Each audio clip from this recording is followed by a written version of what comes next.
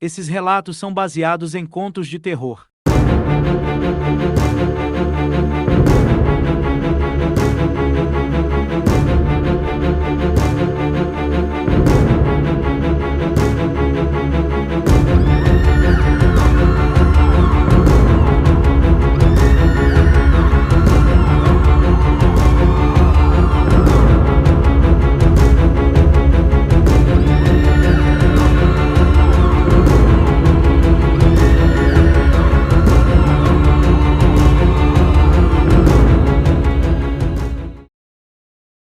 Relato 1. Em A Voz na Escuridão. Carlos vivia sozinho em um pequeno apartamento no centro da cidade. Durante a noite, o silêncio absoluto o tranquilizava, mas ultimamente algo estava diferente. Nos últimos dias, ele tinha ouvido uma voz sussurrando seu nome na escuridão, algo que não conseguia explicar. Era sempre à noite, quando ele estava prestes a adormecer. Certo dia, ele decidiu investigar. Deitou-se na cama como de costume, mas dessa vez, deixou o gravador do celular ligado. Quando ouviu o primeiro sussurro, ele resistiu ao impulso de ligar a luz. Em vez disso, permaneceu quieto, atento ao som que parecia vir de todas as direções. O sussurro repetiu seu nome 1, 2, 3 vezes. O ar estava pesado, e seu coração batia acelerado. Ele finalmente teve coragem de levantar e seguir o som. Chegou à cozinha, mas não encontrou nada. No dia seguinte, ao ouvir a gravação, ficou chocado. A voz era clara e feminina, algo que ele jamais tinha ouvido antes em sua vida. Com o coração acelerado, voltou a ouvir a gravação, quando, de repente, ouviu outra voz, diferente da anterior, que dizia claramente: "Estou bem aqui, atrás de você." Congelado de medo, Carlos lentamente virou a cabeça. Não havia nada. Mas então, algo se moveu de relance no espelho da sala. Um vulto. Ele correu para verificar, mas ao chegar, viu apenas o seu reflexo. Quando respirou aliviado, o reflexo piscou para ele. Relato 2. O passageiro misterioso. João trabalhava como taxista noturno em uma cidade pequena. Era uma noite tranquila quando, ao passar por uma estrada deserta, ele avistou um homem à beira da estrada, pedindo carona. O passageiro parecia estar completamente encharcado pela chuva. João hesitou, mas a aparência desamparada do homem o convenceu a parar. O passageiro entrou no carro e sentou-se no banco de trás sem dizer uma palavra. "Para onde o senhor vai?" perguntou João, olhando o homem pelo retrovisor. O passageiro deu um endereço em uma rua que João conhecia bem. Durante o caminho, o silêncio dentro do carro era perturbador. João tentou puxar conversa, mas o homem respondia apenas com monossílabos.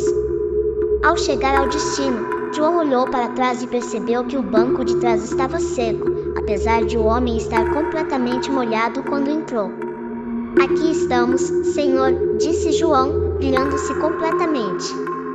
Mas o banco de trás estava vazio. Não havia ninguém ali. Apavorado, João saiu do carro para verificar. O endereço onde parou era uma casa antiga e mal cuidada, que parecia estar abandonada há anos. Quando estava prestes a entrar no carro novamente, uma luz acendeu dentro da casa. A janela do segundo andar se abriu, e João viu o passageiro parado, olhando diretamente para ele.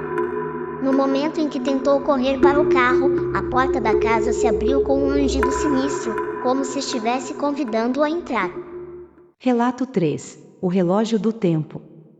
Sofia sempre teve uma fascinação por antiguidades. Em uma visita a uma feirinha de objetos antigos, encontrou um relógio de bolso extremamente antigo, com gravuras intrincadas e uma inscrição quase ilegível. O vendedor, um homem de idade avançada, alertou-a: "Esse relógio carrega o tempo de todos que o possuíram. Cuidado ao mexer com o tempo." Sofia sorriu, achando que o vendedor estava apenas tentando aumentar o valor do objeto. Ao chegar em casa, abriu o relógio e notou que ele não estava funcionando. Brincando, girou a coroa do relógio, ajustando o ponteiro para trás. No instante em que fez isso, uma vertigem tomou conta dela. Quando abriu os olhos, estava em seu apartamento, mas algo estava diferente. O calendário marcava a data de 10 anos atrás.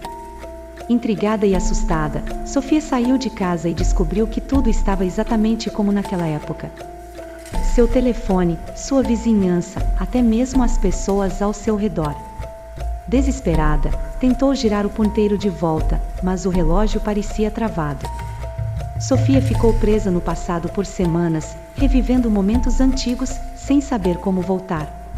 Até que um dia, quando estava prestes a desistir, uma figura desconhecida apareceu em sua porta, o vendedor de antiguidades. Ele olhou para ela com tristeza e disse: "Eu avisei sobre mexer com o tempo." Antes que Sofia pudesse perguntar, ele desapareceu, deixando apenas o som do tic-tac do relógio ecoando na sala. Relato 4: O cemitério desconhecido. Marcos e seus amigos decidiram passar uma noite em um cemitério abandonado, conhecido por ser palco de várias lendas urbanas. Desafiando a si mesmos, eles decidiram levar câmeras e filmar tudo como uma prova de sua coragem. A noite começou com risadas e provocações, mas rapidamente a atmosfera mudou quando eles encontraram um túmulo antigo, sem nome. O túmulo parecia muito mais antigo que os outros, coberto por símbolos estranhos. Um dos amigos, Paulo, sugeriu abrir a sepultura, apenas para ver o que havia dentro. Relutantes, mas influenciados pela adrenalina, começaram a cavar. O som da pá no solo ecoava no silêncio. Depois de alguns minutos, atingiram algo duro. Era um caixão de madeira, velho e deteriorado. Quando tentaram abrir, uma rajada de vento forte os envolveu, e uma risada sinistra ressoou ao redor. Sem pensar, correram em desespero, deixando tudo para trás.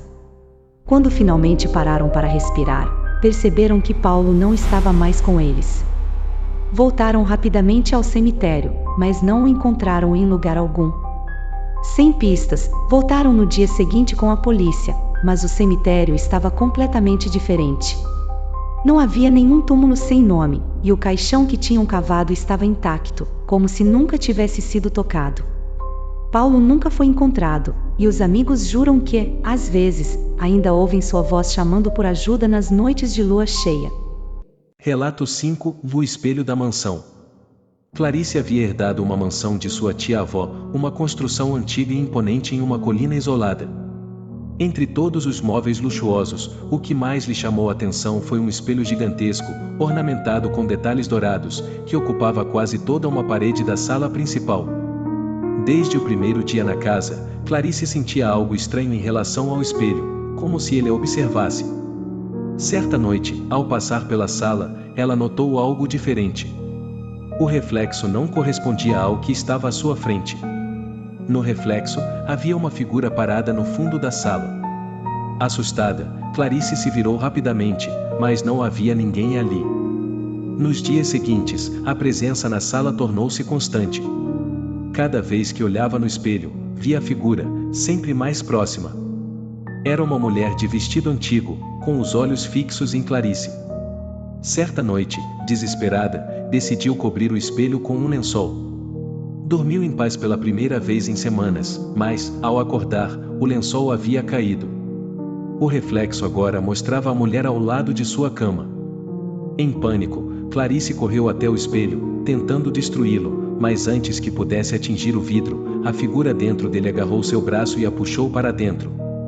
Agora, Clarice observa a mansão através do espelho, enquanto a mulher de vestido antigo caminha livremente pela casa, em sua forma.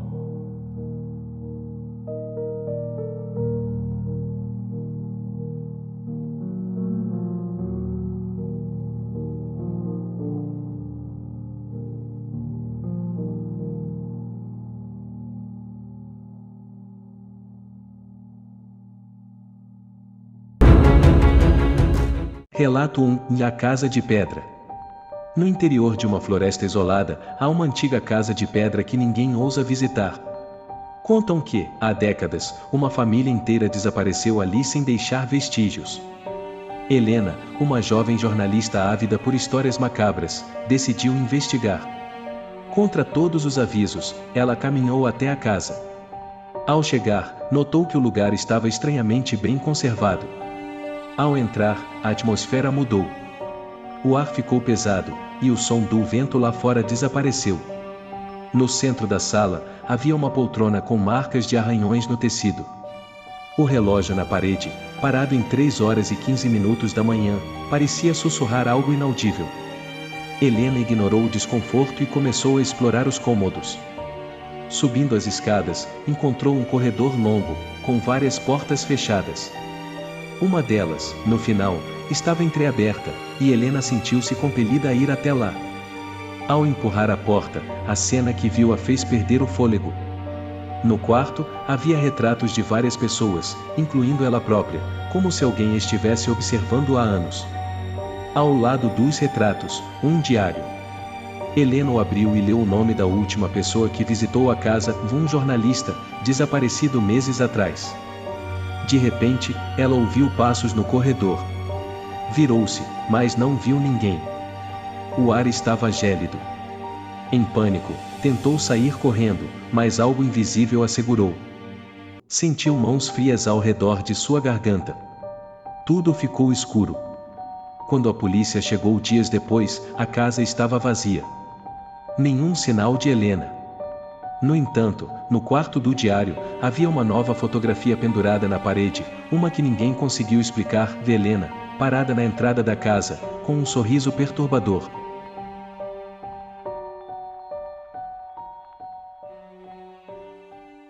Relato 2: O farol abandonado.